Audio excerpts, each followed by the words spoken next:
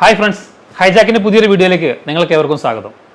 ഇന്ന് നമ്മോടൊപ്പം ഉള്ളത് മോഡൽ രംഗത്ത് വെന്നിക്കൊടി പാറിച്ച ഒരു മസിൽ മാനാണ് ജിയ ഇറാനി. നമുക്ക് അദ്ദേഹത്തെ വെൽക്കം ചെയ്യാം.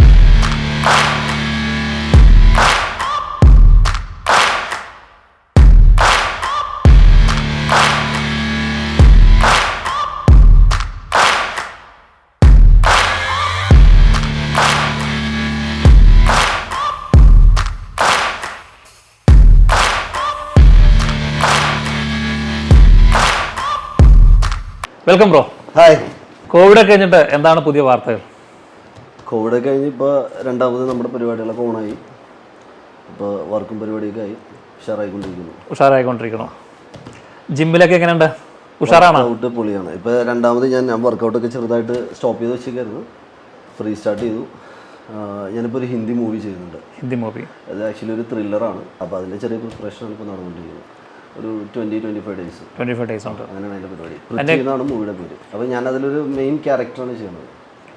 ബാക്കി അതിൽ ടീം മെയിൻ സ്ട്രീം ആൾക്കാരൊക്കെ ആയിരിക്കും. അത് ആക്ച്വലി കംപ്ലീറ്റ് കാസ്റ്റിംഗ് ക്രൂ അത് ഫിക്സ് ആയിട്ടില്ല. അപ്പോൾ അതിൻ്റെ പരിപാടികൾ നടന്നുകൊണ്ടിരിക്കുകയുള്ളൂ. അങ്ങനെ അപ്പോൾ എനിക്ക് കൂടുതൽ ഡീറ്റെയിൽസ് പറയാനുള്ളൊരു ഇതിലേക്ക് ആയിട്ടില്ല. പക്ഷേ ആ ഒരു സന്തോഷം മുഖത്ത് കാണാനുണ്ട്. കാരണം നമ്മൾ മലയാളം വിട്ടിട്ട് നമ്മൾ എപ്പോഴും പുറത്തേക്ക് പോകുമ്പോഴാണ് നമ്മൾ കൂടുതൽ വാല്യൂ ഉണ്ടാവണം. അതെ, ഇവിടെ നിന്ന് കഴിഞ്ഞാൽ നമുക്ക് അതൊരു വാല്യൂ ഉണ്ടാവില്ല. പക്ഷെ നമ്മൾ പുറത്തു പോയി എന്തെങ്കിലും ചെയ്ത് തിരിച്ച് ഇവിടെ വന്നു കഴിഞ്ഞാൽ ഓട്ടോമാറ്റിക്കായിട്ട് നമ്മൾ മലയാളം കിടന്നിട്ട് ബോളിവുഡിലേക്ക് പോവാണ്. ബോളിവുഡ്. എങ്ങനെയായിരുന്നു ഈ ഒരു പ്രൊജക്ട് ജിയ തേടി വന്നേ?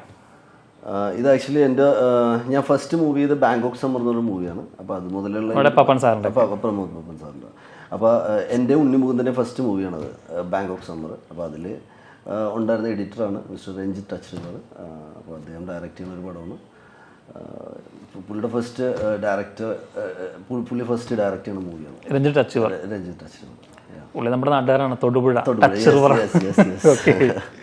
അപ്പോൾ അദ്ദേഹമായിരുന്നു അതിൻ്റെ എഡിറ്റർ അല്ലേ, നമ്മുടെ ബാങ്കോക്ക് സമ്മർ. അതെ, പുള്ളി ഡയറക്റ്റ് ചെയ്യുന്ന പടം ഹിന്ദി സിനിമ.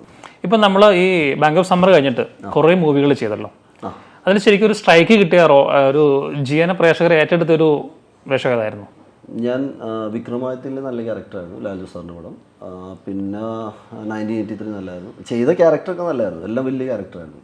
പിന്നെ അസുരവിത്ത് ചെയ്തു, സാറിൻ്റെ. അതിൽ ആസിഫ് അലിയുടെ ജസ്റ്റ് ഓപ്പോസിറ്റ് ജൂതന്മാരുടെ പേരക്കുട്ടികളുടെ മെയിൻ ആളായിരുന്നു.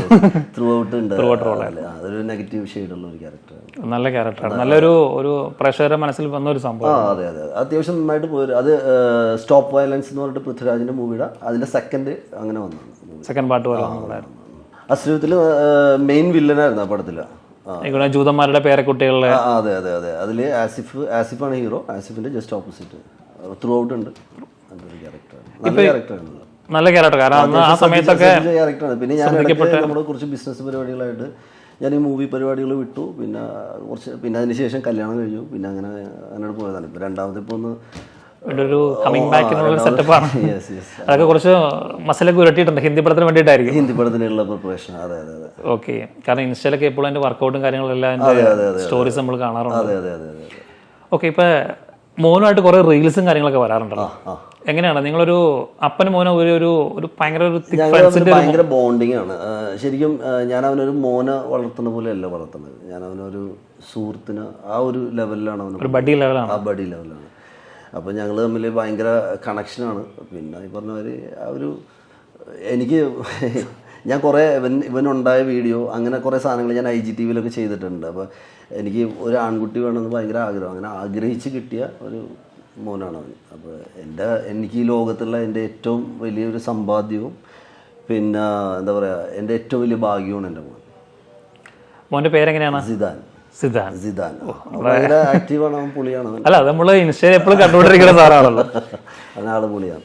അപ്പോൾ അവനൊരു ഫുട്ബോൾ പ്ലെയർ ആവണം എന്നുള്ള ഒരു മൂഡാണ്. അപ്പോൾ ഞാൻ അതിന് വേണ്ടിയുള്ള പരിപാടികൾ സംഭവമൊക്കെ സെറ്റ് ചെയ്തുകൊണ്ടിരിക്കുകയാണ്. ഇപ്പം ജാക്കി ഷെറഫ്, ടൈഗർ ഷെറഫിനെ എങ്ങനെയാണ് മോൾഡ് ചെയ്യണത് ആ ഒരു രീതിയിൽ ഞാൻ അവനെ മോൾഡ് ചെയ്തുകൊണ്ടിരിക്കുകയാണ്. അപ്പോൾ അവന് ഡാൻസ്, പിന്നെ ചെറിയ ബോക്സിങ്, അങ്ങനത്തെ പരിപാടികളൊക്കെ പിടിച്ചുകൊണ്ടിരിക്കുകയാണ്. അപ്പോൾ നെക്സ്റ്റ് ലെവൽ അടുത്ത ആളാണ് ജൂനിയർ. ജിയയുടെ കുട്ടി ജിയാന്ന് പറഞ്ഞ് വെറുതെ ആവരുത്.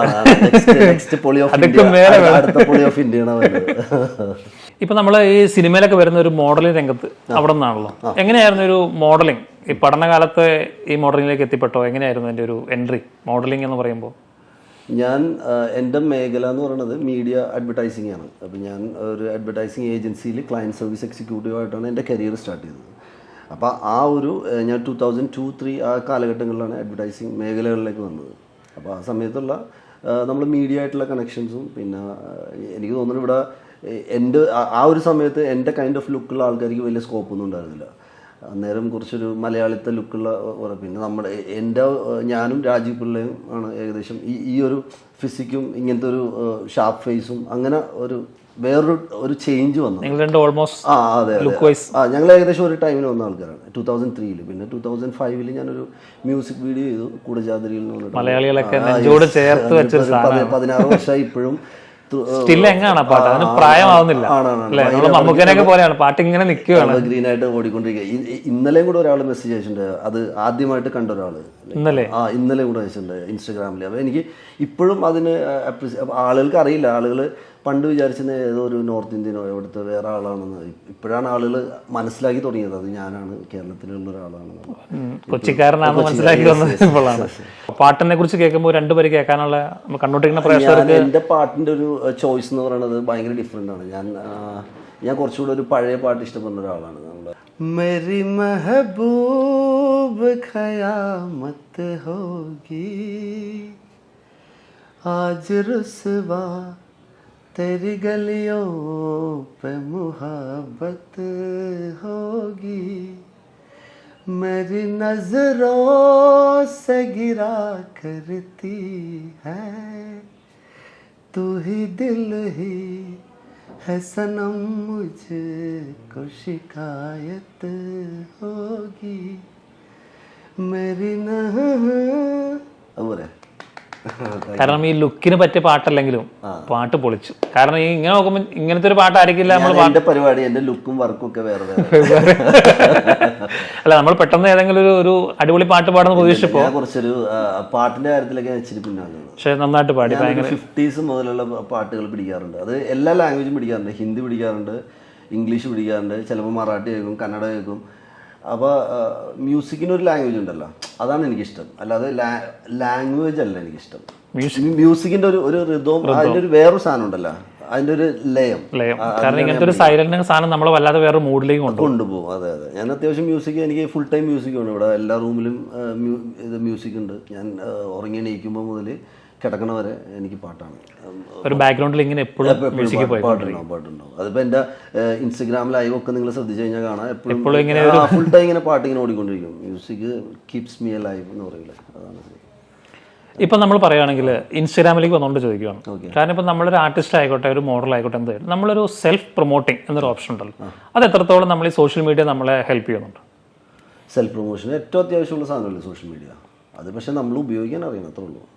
അത് നമ്മളെങ്ങനെ ഉപയോഗിക്കുന്നു അതുപോലെ ഇരിക്കും. കാര്യം മുമ്പെന്ന് പറഞ്ഞാൽ ഇത്രയും ഒരു ഓപ്പർച്യൂണിറ്റീസ് ഉണ്ടായിരുന്നില്ല. ഇപ്പം എന്തോരം ഓപ്പർച്യൂണിറ്റീസാണ്, നമുക്ക് എന്തുവേണമെങ്കിൽ ചെയ്യാം. ഇപ്പോൾ ഒരു റീലൊക്കെ ഇട്ട് കഴിഞ്ഞാൽ തന്നെ അത്യാവശ്യം നല്ല വ്യൂവേഴ്സ്, ഇപ്പോൾ നല്ലൊരു സാധനമാണെന്നുണ്ടെങ്കിൽ തന്നെ അത്യാവശ്യം പിന്നെ ഇപ്പം മുമ്പെന്നൊക്കെ പറഞ്ഞാൽ നമുക്ക് ഒരു അവസരത്തിന് വേണ്ടി കാത്തിക്കേണ്ട അവസരം. ഇപ്പം നമുക്ക് അവസരങ്ങൾ അത് അത്രേ ഉള്ളൂ. പ്ലാറ്റ്ഫോം വലുതല്ലേ, അപ്പം നമുക്ക് അത് വേണ്ട രീതിയിൽ ഉപയോഗിച്ചാൽ മതി, അത്രേ ഉള്ളൂ. അത് ഉപയോഗിക്കാൻ അറിയണം, അത്രേ ഉള്ളൂ. ഇപ്പോൾ ജിയോയുടെ ജസ്റ്റ് നമ്മൾ ഫിസിക്കിലേക്ക് വരുവാണെങ്കിൽ ഹൈറ്റ് എത്രയാണ്? നമ്മുടെ ഹൈറ്റ് 5'11" ഉണ്ട്. ഓക്കെ, ഈ ഹൈറ്റ് എത്രത്തോളം നമ്മളെ മോഡലിങ്ങിലേക്ക്, നമ്മളൊരു ഫിസിക്കൽ അപ്പിയറൻസ് ഉണ്ടല്ലോ, അപ്പോൾ നമ്മൾ മോഡലിംഗ് തിരഞ്ഞെടുക്കുന്ന സമയത്ത്, ഇപ്പോൾ പഠിക്കുന്ന സമയത്താണെന്നൊക്കെ പറഞ്ഞു, ആ സമയത്ത് നിങ്ങളുടെ ഫ്രണ്ട് സർക്കിളിൽ എല്ലാവരും കൂടി ജിയെ കൊള്ളാം, നീയാണ് ഒരു മോഡൽ, അങ്ങനത്തെ ആരെങ്കിലും നമ്മളെ? ഹൈറ്റ് ഭയങ്കര പ്രശ്നമായിരുന്നു ഞാൻ പഠിക്കുന്ന സമയത്ത്. കാര്യം എനിക്ക് ഒരിക്കലും ഫ്രണ്ട് ബെഞ്ചിൽ ഇരിക്കാൻ പറ്റിയിട്ടില്ല. ഞാൻ പണ്ട് മുതലേ ബാക്ക് ബെഞ്ചിൻ്റെ ആളായിരുന്നു. പിന്നെ അന്നൊക്കെ എനിക്ക് ഭയങ്കര ബുദ്ധിമുട്ടും പ്രശ്നങ്ങളൊക്കെ ആയിരുന്നു. പക്ഷേ പിന്നീട് അത് നമ്മൾ ആ ഒരു മോഡലിംഗ് പരിപാടി സ്റ്റാർട്ട് ചെയ്തപ്പോഴാണ് എനിക്ക് അതിൻ്റെ ഒരു യൂസ് മനസ്സിലായത്, അത് എന്താണ്, അത് എങ്ങനെയാണെന്നുള്ളത്. കാര്യം റാമ്പ് വാക്കിനൊക്കെ വളരെ അത്യാവശ്യമാണ് ഈ ഹൈറ്റ് ഉണ്ടെങ്കിൽ ഭയങ്കര ഒരുപാട് പ്ലസ് ഉണ്ട്. പിന്നെ നമ്മളതുപോലെ തന്നെ ഷൂട്ട് ചെയ്യുമ്പോഴും, പിന്നെ ഫോട്ടോഷൂട്ടാണെങ്കിലും എന്താണെങ്കിലും ഹൈറ്റ് ഭയങ്കര പ്ലസ് ആണ്. പിന്നെ അതുപോലെ നമ്മൾ ഹെൽത്തും കൂടെ കെയർ ചെയ്യുകയാണെന്നുണ്ടെങ്കിൽ നെക്സ്റ്റ് ലെവലിലേക്ക് പോകും, നമുക്ക് പോകാൻ പറ്റും. ഇപ്പം നമ്മൾ മോഡലിങ്ങിൽ വന്നു, കുറേ മോഡലിംഗ് നമ്മൾ ചെയ്ത ശേഷം ആദ്യമായിട്ടൊരു വീഡിയോ ചെറിയ വിഷ്വലിലേക്ക് വരുമ്പോൾ ആദ്യമായിട്ട് വന്നായിരുന്നു മോഹം കുടജാദ്രി. ഈ മോഡലിൽ നിൽക്കുന്ന സമയത്ത് ഈ മോഹം എന്ന ആൽബത്തിലേക്ക് എങ്ങനെയായിരുന്നു കാസ്റ്റ് ചെയ്തത്? അത് ഞാൻ പറഞ്ഞില്ലേ, ഞാനൊരു അഡ്വർടൈസിങ് പ്രൊഫഷണലായിരുന്നു. അപ്പോൾ എനിക്ക് ആ മീഡിയയിൽ നിൽക്കുമ്പോൾ, ഞാൻ ആഡ് ഏജൻസിയിൽ നിൽക്കുമ്പോഴുള്ള നമ്മുടെ ഒരു പരിചയത്തിൻ്റെ പുറത്തുള്ള ഒരാളാണ് ജബ്ബാർ കല്ലറങ്ങൽ. അതിന് പുള്ളി പുള്ളിയുടെ കൂടെ ഞാൻ മുമ്പ് വർക്ക് ചെയ്തിട്ടുണ്ട്, കുറേ ആഡ്സൊക്കെ ചെയ്തിട്ടുണ്ട്. അപ്പോൾ ആ ഒരു പരിചയത്തിൻ്റെ പുറത്ത് പുള്ളി ഇങ്ങനെ ഒരു പ്രോജക്റ്റ് വന്നപ്പോൾ എൻ്റെ അടുത്ത് പറഞ്ഞപ്പോൾ ഒരു കാട്ടുവാസിയുടെ ഒരു സംഭവമാണ്. അപ്പോൾ ഏകദേശം നമ്മളുടെ ഒരു ലുക്കായിരുന്നു പുള്ളിയുടെ മനസ്സിൽ. അപ്പോൾ അതുപോലത്തെ ഒരു പരിപാടി എന്നെ ഒരു ദിവസം വിളിച്ചു, പുള്ളി കഥ പറഞ്ഞു, ഇത്രേ ഉള്ളൂ. പിന്നെ എനിക്ക് കൂടുതലായിട്ടൊന്നും ചെയ്യാനില്ല. പുള്ളി എൻ്റെ അടുത്ത് പറഞ്ഞു ചുമ്മാ നടന്നാൽ മതി, അത് പ്രത്യേകിച്ചൊന്നുമില്ല, ചെറിയൊരു മിസ്റ്ററിയാണ്. അപ്പോൾ അങ്ങനെ പറഞ്ഞ് എനിക്ക് സത്യം പറഞ്ഞാൽ അതെന്താണ് എങ്ങനെയാണ് ചെയ്യേണ്ടത് ഒന്നും അറിയാൻ പാടില്ല. അതായത് നമ്മൾ സ്റ്റാർട്ട് ചെയ്യുന്ന ടൈമല്ലേ, 2005 ഫസ്റ്റ് സാധനമല്ല, അത് ചെയ്തു. പക്ഷെ അതിൽ സ്വർണ്ണ ചേച്ചിയുടെ വോയിസ്, പിന്നെ പാട്ട് നല്ലതായിരുന്നു, സംഭവം കയറി കത്തി ഹിറ്റായി, പൊളിയാണ്. കാട്ടിലൂടെ നടന്നത് വെറുതെ അല്ല, കാരണം അതുപോലെ മലയാളികളുടെ മനസ്സിലേക്കും കയറാൻ പറ്റിയ കാട്ടിലൂടെ നടന്നത് വെറുതെ ആയിട്ടില്ല.